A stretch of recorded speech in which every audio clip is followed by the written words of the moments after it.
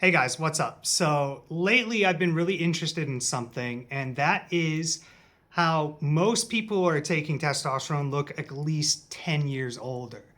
Now, there's a few things about this. First, I want to know what you guys think. Do you guys think that everyone who takes testosterone looks 10 years older? Do you have experience with that yourself? And is it just testosterone or is it things like growth hormone as well, right? Because we all know, I mean, most of us know that people are taking growth hormone, especially over 2 units of growth hormone per day, tend to get a lot of bloat and water retention in their face, which makes them look a lot older. So anyways, if you look at like anyone, most people who are on testosterone, Joe Rogan, Dana White, for example, Joe Rogan looks like way older than, I think Bradley Cooper was on the show recently. Bradley Cooper's in his 50s. I don't know how old Joe Rogan is exactly. I think he's in his 50s or maybe 60s or something like that. But Bradley Cooper looks like significantly younger than Joe Rogan. And we know that Joe Rogan has used like growth hormone and testosterone for a while. And Joe Rogan looks pretty old in his face. And I noticed that a lot of people who use testosterone or growth hormone look a lot like Joe Rogan, where they have that kind of puffy look in the face and kind of a high blood pressure look in the face where, things are kind of protruding outward and less elasticity and, collagen or, less of a soft look. So I've been doing a little bit of research on why I think this happens. And I think the number one reason why this happens is prophylactic use of an aromatase inhibitor.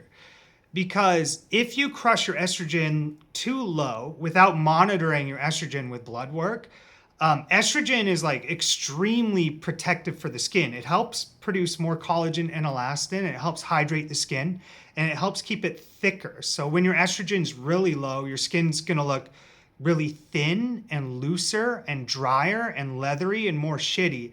And I've experienced this myself when I've noticed with blood work where my estrogen was around 13 picograms per milliliter, like my skin just looked like absolute dog shit. And then when I intervened to bring the estrogen levels back up, my skin like just totally changed. It looks so much better, way more hydrated, way more soft and bouncy and nice looking, right? So I think that's probably the main factor. And that's also like really protective too from the oxidative stress that people might experience from high steroid cycles or, things like that. So I think second to that would be also like taking supraphysiological levels of testosterone, anything above 150 milligrams, and having a higher conversion of that testosterone go into DHT.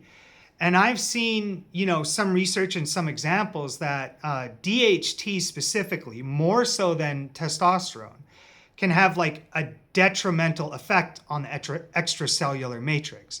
For example, there's something called matrix metalloproteinases or MMPs.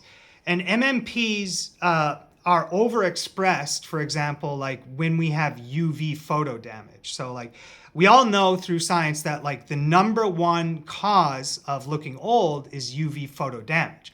And how that happens is that, the damage stimulates these MMPs to basically break down the collagen and elastin to repair and fix the damage that happened from the UV photo damage, right? But what happens is that it overexpresses and that it keeps breaking down the collagen and elastin. That's kind of why you don't want like too much sun damage. It's going to basically make you look really old. So what happens also is there's something called tissue inhibitors of matrix metalloproteinases or TIMPs. And those can be downregulated as well. But what those do is they basically put a stop on the amount of degradation that happens when your skin is repairing itself. So what happens is with supraphysiological levels of DHT is that it can have a similar effect where it can really stimulate the overexpression of MMPs, right? So this is another thing that can happen too, also with like anabolic-androgenic steroids in general, there's another study showing that it can increase the amount of MMP9, which is involved in left ventricular hypertrophy of the heart, right? So that's another like really damaging mechanism. So what's interesting is that you can take certain things like GHK copper, which actually has the opposite of effect, where it can actually lower and inhibit the overexpression of MMPs and also increase TIMPs.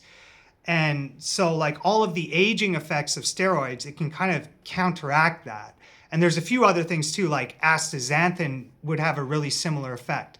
So both GHK copper and astaxanthin are really good for people who are using steroids and they want to end up looking a lot younger.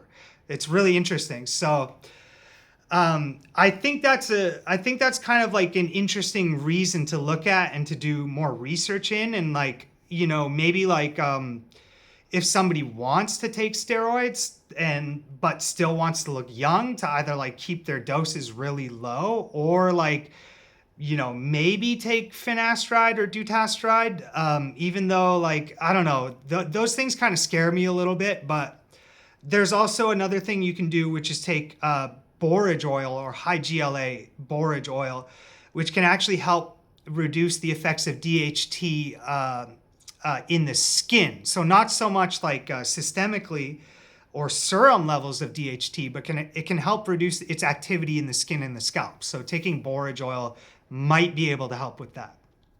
And then thirdly too, I think that the way that testosterone or growth hormone adds like bloat or extracellular water retention can also make you look a lot older. Especially seeing as like if the higher DHT from DHT conversion is lowering the elasticity of the skin, and then you have like more water retention, it's really going to push out those folds in the forehead. And like those things together, if you do them long enough, it's going to make you a lot older.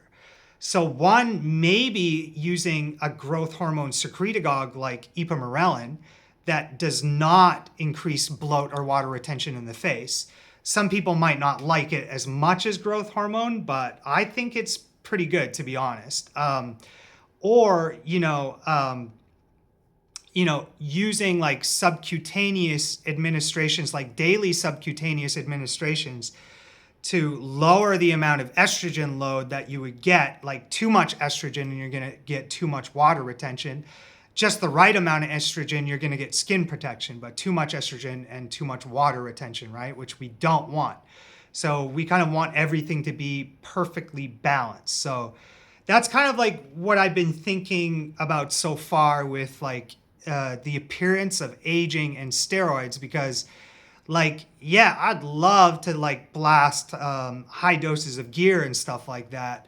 And aside from, it being causing like oxidative stress in the brain and possibly, neurodegeneration and stuff like that, or growth of the heart, most importantly, I don't want to look older. Like I don't want to have a better looking body at the expense of looking older. So I'm kind of like looking in to ways to achieve that, without looking older. And I'm kind of interested in, using HCG and other types of steroids that maybe have less of an effect, like they don't convert to DHT and maybe have less of an effect on the skin, For example, possibly some of the research is showing that LGD 4033 has more of an effect on muscle tissue and less of an effect on the sebaceous glands, right? Possibly. So I'm looking into those kind of things. But with LGD, you might not have as much neural drive, which might be needed to like make you feel energized and stuff like that. So I'm still looking into all this kind of stuff. But another interesting thing about HCG is it actually seems to have less peripheral